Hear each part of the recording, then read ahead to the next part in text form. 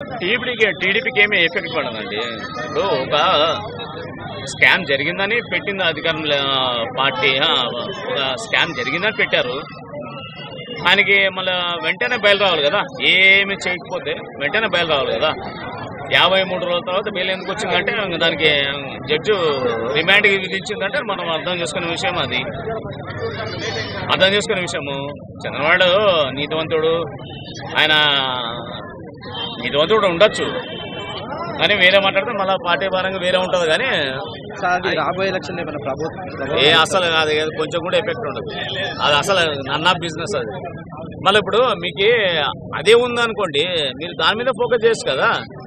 నన్ను అన్యాయంగా ఇరికిచ్చినాడు, నువ్వు వేరే పార్టీతో నువ్వెందుకు పొత్తు పెట్టుకుంటున్నావు నాకు అర్థం కాదు.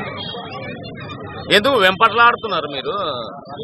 పొత్తు పొత్తు పొత్తు అని ఎందుకు వెంపట్లాడుతున్నారు? 170 నువ్వే పోటీ చేసుకో. మీకు ఇంకో విషయం నేను చెప్తా.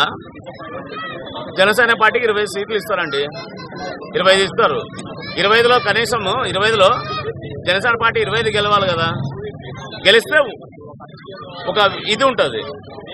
జనసేన పార్టీ తెలంగాణలో ఎన్ని స్థానాలు పోటీ చేసింది? ఎన్ని స్థానాలు వచ్చినాయి జనసేన పార్టీకి? రాలే. 20 స్థానాలు పోటీ చేస్తావు.